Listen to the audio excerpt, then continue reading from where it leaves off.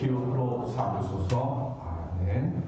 주 안에서 할 수 있고 될 수 있는 역사를 만들어가는 우리 모두가 될 수 있기를 주님의 이름으로 축원드립니다. IMF 이후에 가장 어렵고 힘든 한 해를 지내고 이제 소망의 새해를 시작하고 있습니다. 어려운 시간을 지났지만 성도는 믿지 않는 자들과는 다른 눈을 가지고 있어야 합니다.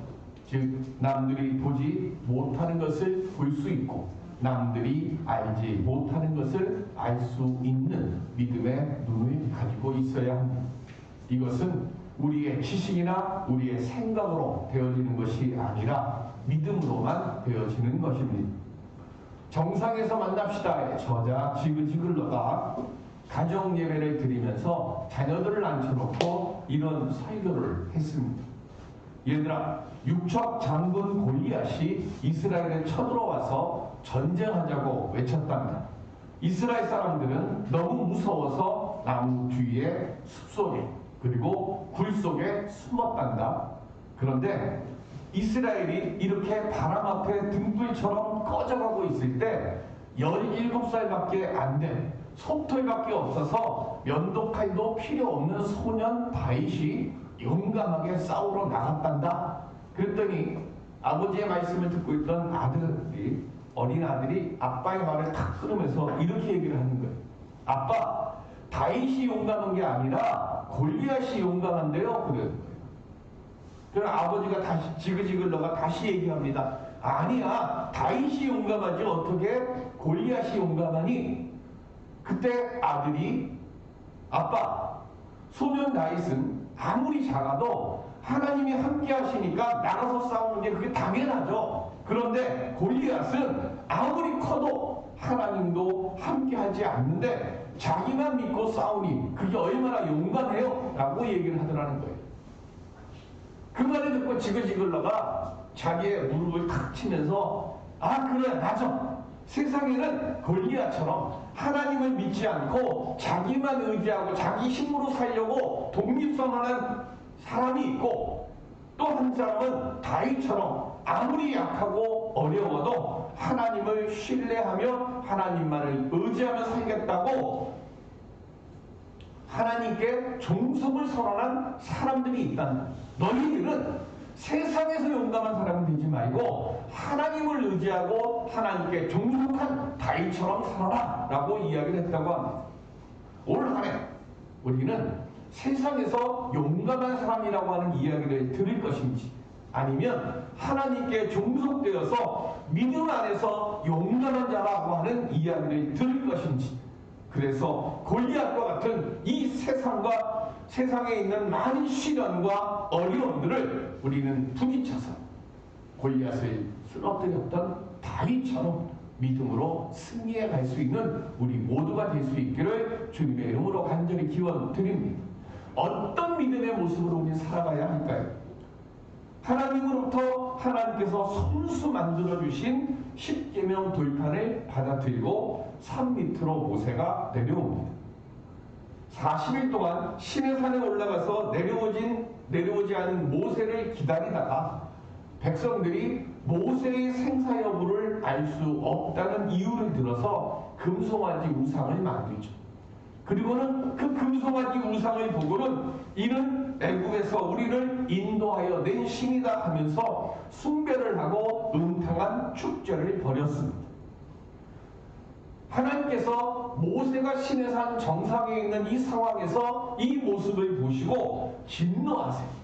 그리고는 이스라엘 백성들을 다 진멸해버리시고 모세 한 사람을 통해서 내가 너로 새롭게 큰 나라를 만들겠다고 말씀을 합니다.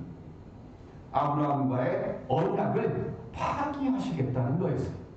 그때 모세가 뭐라고 하나님께 기도를 드립니까? 출애굽기 32장 13절 시작. 주의 종 아브라함과 이삭과 이스라엘을 기억하소서. 주께서 그들을 위하여 주를 가리켜 맹세하여 이르시기를 내가 너희의 자손을 하늘의 별처럼 많게 하고 내가 허락한 이 온 땅을 너희의 자손에게 주어 영원한 기업이 되게 하리라 하셨나이다. 아멘.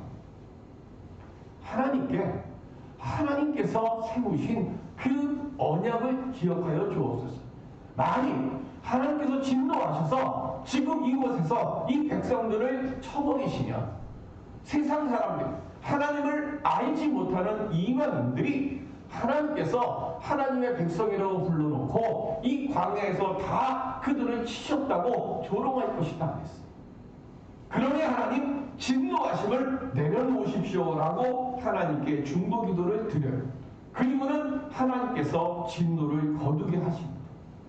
그리고 모세가 산 밑으로 내려왔는데 그 축제, 음란한 축제를 벌이고 있는 그 모습을 보고 모세가 너무 화가 났습니다.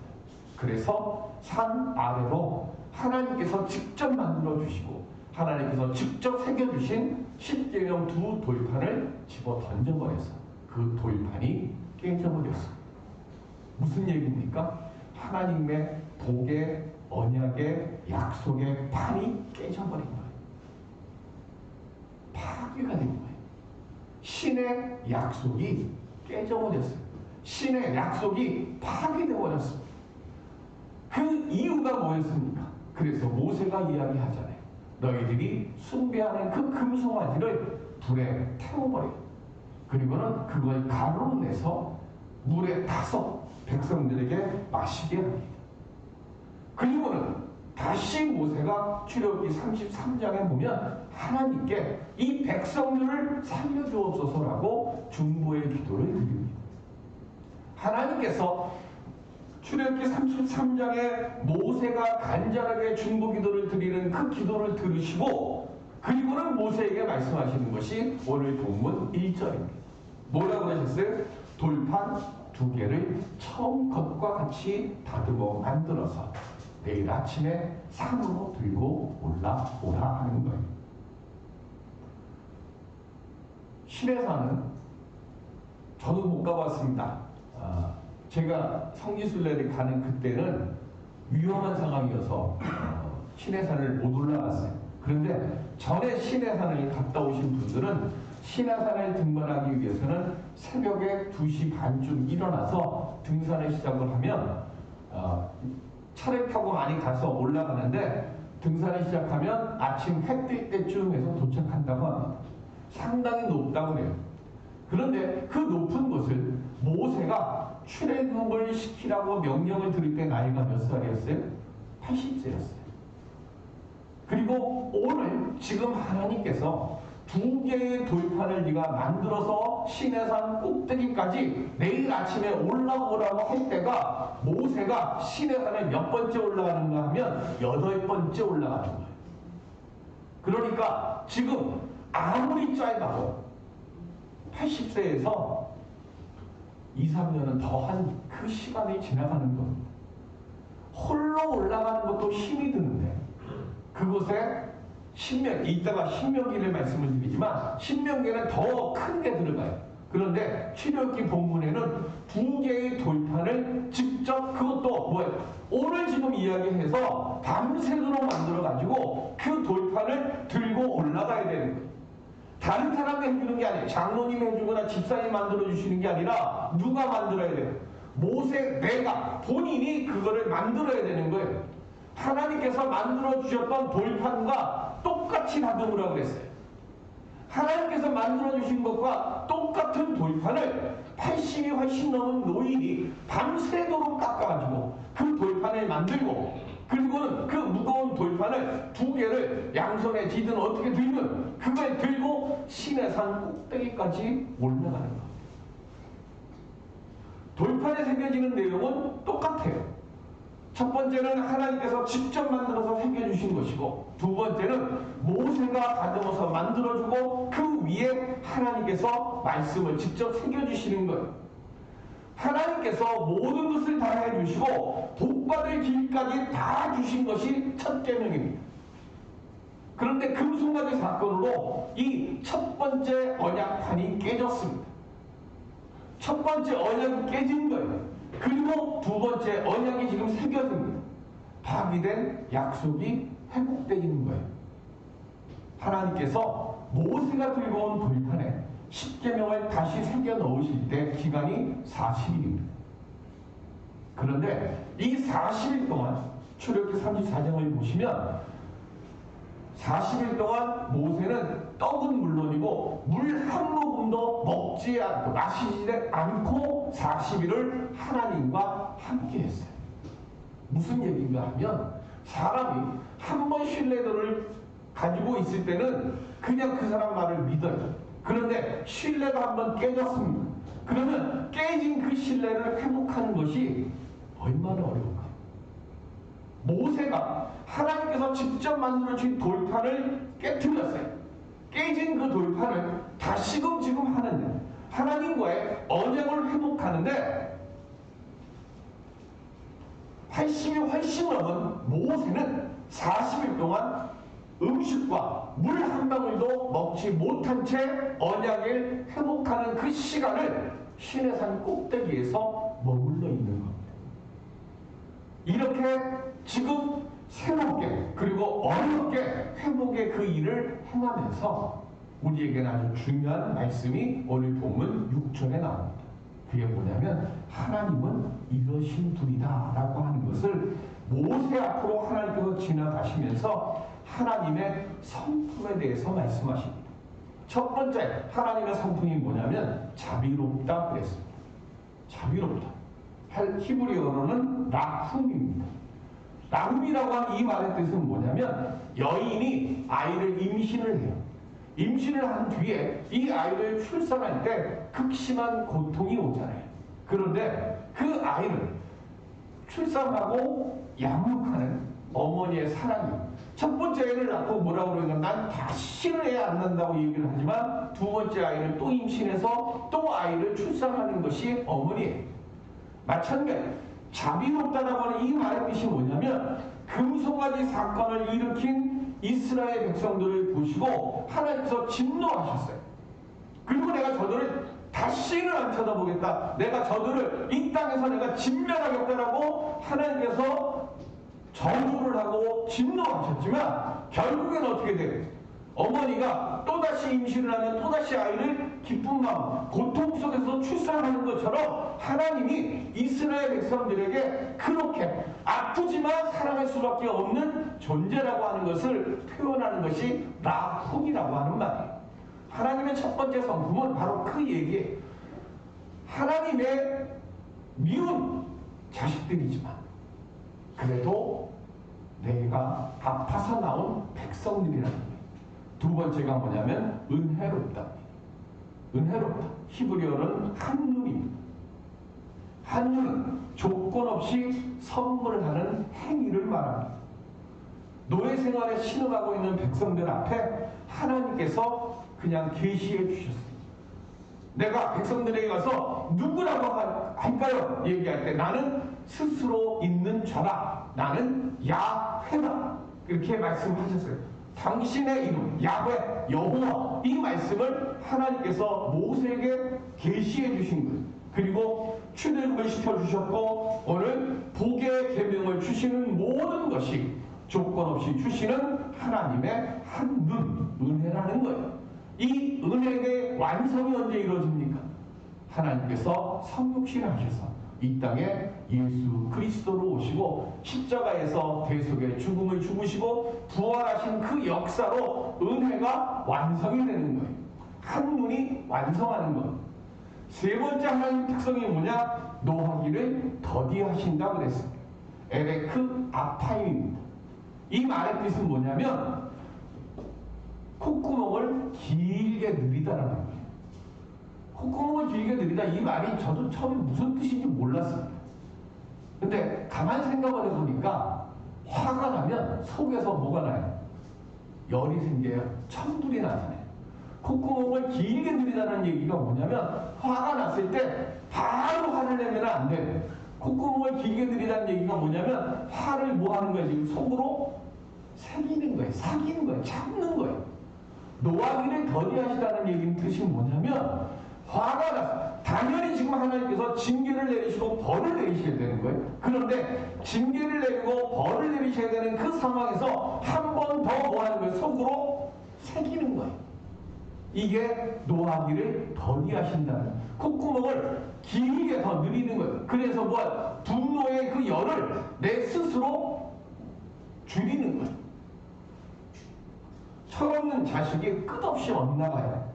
그래도 부모는 끝없이 자식을 기다리고 믿어주고자 하는 마음을 가지고 있지 않습니다. 하나님도 아무리 파국으로 백성들이 하나님을 실망시켜 드려도 마지막까지 구원과 복의 길로 인도해 주시려고 하신다는 것을 말씀하는 겁니다. 이게 하나님의 특성이라는 거예요. 그런데 이 끝없이 이해해 주시고 끝없이 사랑해 주시고 끝없이 품어주실 이 하나님께서 한 가지만은 분명히 안다고 말씀하세요. 그게 뭐냐면 본문 7절입니다. 우리 같이 보실까요? 시작. 인자를 천대까지 베풀며 악과 과실과 죄는 용서하리라. 그러나 벌을 면제하지는 아니하고. 잘못했을 때요, 1000번이라도 모아주시는 거예요. 용서해 주신다는 거예요. 그런데 한 가지만은 알라는 거예요. 그게 뭐예요? 잘못한 것에 대한 책임은 내가 반드시 묻겠다는 것을 말씀합니다. 죄는 용서하지만, 악과 과실과 죄는 용서하지만 벌은 면제하지 않겠다는 것을 말씀합니다. 잘못한 것을 눈 감아주지는 않겠다고 하는 것을 말씀하는 거예요. 작년 여름부터 요소수 대란이라고 하는 것이 우리 대한민국의 뉴스를 덮었습니다. 저는 요소수라는 것이 뭔지도 몰랐습니다. 제 제자가 저에게 카톡으로 보내기를, 목사님 제가 요소수를 샀어요 흐흐 하고 보낸 거예요. 근데 처음엔 그게 뭔지를 모르니까, 그래서 그게 뭐야 라고 물었더니 제자가 하는 얘기가, 목사님 경유차 안 쓰세요? 안 써보셨어요? 그러는 거예요. 그래서 나 그거 모르겠는데 그랬더니 모든 경유가 들어가는, 자동차뿐만 아니라 농업 기계라든가 공장에 돌려놓는 기계나 다 뭐가 있습니까 하면 질소를 저감하는 장치를 달고, 이 질소를 저감하는 장치에 반드시 요소수가 있어야 된다는 거예요. 근데 이 요소수가 없으면 시동이 아예 걸리지를 않는다는 거예요. 그리고 나서 그 제자 얘기 듣고 나서 한 일주일쯤 지나고 나니까 원래 한 병에 한 8,000원 하는 것이 10만 원이 가더라는 거예요. 문제는 10만 원을 줘도 못 산다는 겁니다. 이 요소수 대란이 왜 일어났는가 하고 봤더니 미국하고 중국하고 다투면서 거기에 호주가 편을 들고 호주가 중국으로 석탄을 수출을 해서 만들었는데 호주가 중국에다가 석탄을 수출하지를 않는 거예요. 그러니까 중국 정부가 요소수를 수출하지 말라고 이야기를 했습니다. 알고 보니까 우리나라는 요소수의 97%를 중국에서 수입을 해온다는 거예요. 근데 일본은 이 요소수 대란을 겪지 않았다고 합니다. 왜 그랬는가? 우리나라도 10년 전까지는 요소수를 만들었어요. 10년 전까지만 해도. 그런데 우리나라가 요소수를 만드는 값이 너무 비싸요. 너무 비싸니까 기업이 요소수를 만들다가는 망하게 생긴 겁니다. 그래서 요소수를 아예 안 만들었어요. 그런데 일본 정부가 나서서 이 요소수라고 하는 것은 반드시 있어야 되니까 회사가 적자가 되면 나라가 책임을 져준 거예요. 그래서 무슨 일이 있어도 어떤 일이 있어도 요소수를 만드는 것을 중단하지 말라고 했다는 겁니다. 모든 것을 우리는 뭐 하는 거예요? 조금만 싸면 비싼 것 이게 반드시 있어야 되고 이게 중요한 거라 할지라도 돈이 안 되면 안 만드는 거예요. 나라가 안 만드는 것에 대해서 기업에 대해서 보조도 안 해준 거예요. 지금 이런 것만이 아니라 여러 가지 일들이 있어요. 지금 중국의 90% 이상을 의존하는 것들이 우리나라에 이게 많아요. 모든 것을 다 경제의 관점으로만 보는 거예요. 그런데 일본은 그게 아니에요. 꼭 있어야 될 거라고 하면 정부가 책임져 주는 거예요. 무슨 말씀을 드리려고 하는가 하면 모든 것에는 반드시 결과가 나타나요. 그리고 그 결과가 나타나는 것에 대한 책임은 내가 지금 이거를 선택을 했으면 그 선택한 것에 대한 책임은 다른 사람이 지는 게 아니에요. 다른 누군가가 지는 게 아니에요. 내가 이걸 선택한 것에 대한 책임은 내가 져야 되는 거예요. 조금 불편하고 조금 힘들어도 성도들은 지켜야 할 것은 손해가 나도 반드시 지켜야 한다는 겁니다. 그리고 그 결과에 대한 책임은 내가 감당하는 거예요. 우리는 2022년 이 한 해를 시작하면서 하나님께서 주시는 복을 받을 자로 살 것인가 아니면 세상이 만드는 복을 쫓으면서 사는 사람이 될 것인가를 분명하게 판단하고 그 판단한 것에 대한 책임을 내가 반드시 지어야 한다는 것을 알라는 겁니다. 하나님은 우리에게 분명히 복의 길을 보여주셨어요. 그 복의 길이 뭐예요? 성경을 보실까요? 신명기 10장 1절. 진짜 그때 여호와께서 내게 이르시기를 너는 처음과 같은 두 돌판을 다듬어 가지고 산에 올라 내게로 나오고 또 나무개 하나를 만들라. 아멘. 똑같이 지금 출애굽기 34장과 신명기 10장 1절과 똑같아요.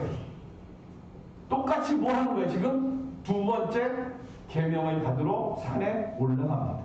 그런데 출애굽기하고 신명기하고 다른 게 하나 있습니다. 뭐가 달라요? 신의 산으로 올라가는데 출애굽기는 두 돌판만 가지고 가요. 신명기는요. 두 돌판 만드는 건 똑같습니다. 근데 거기에 한 가지가 더 들어가요. 뭐가 들어갑니까? 나무괴, 언약괴. 언약궤를 만들어서 올라오랍니다. 그 언약궤 안에 언약의 돌판, 처음에 산에 올라갈 때는 어떤 돌판을 갖고 가요? 아무것도 새겨져 있지는 않지만 모세가 직접 다듬어 만든 두 돌판을 들고 올라갔습니다. 내려올 때는 빈 돌판에 하나님께서 직접 새겨주신 십계명을 돌판, 만들어져 있는 돌판을 그 언약궤 안에 담아가지고 내려옵니다. 자, 처음에 언약궤 안에는 뭐만 있었습니까?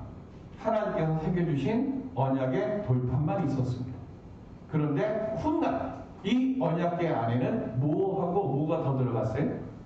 자, 여기는 없습니다. 성경을 볼까요? 히브리서 9장 4절. 히브리서 9장 4절.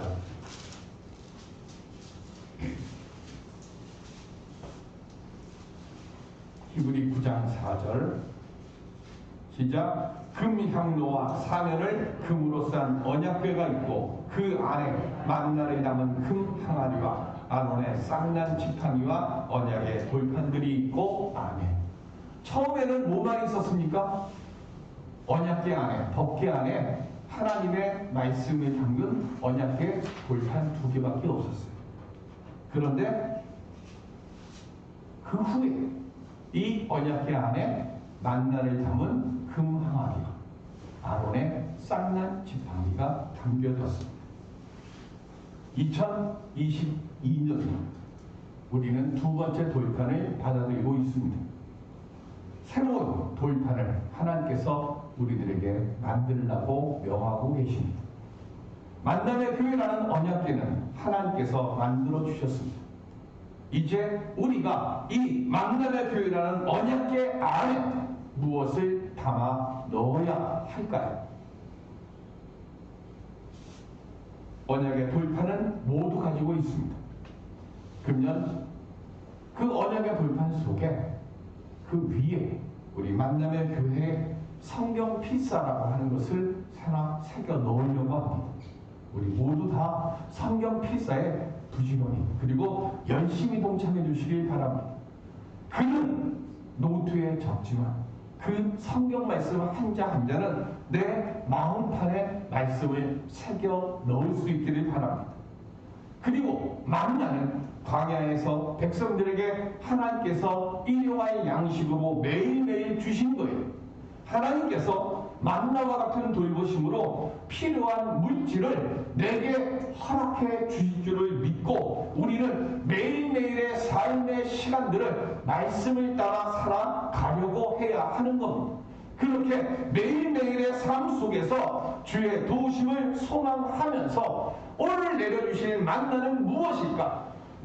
내일 또 하나님께서 어떤 만나를 내게 예비해 주시고 내게 허락해 주실 것인가를 기대하면서 기도하며 살아가는 오늘 우리들이 될 수 있기를 바랍니다.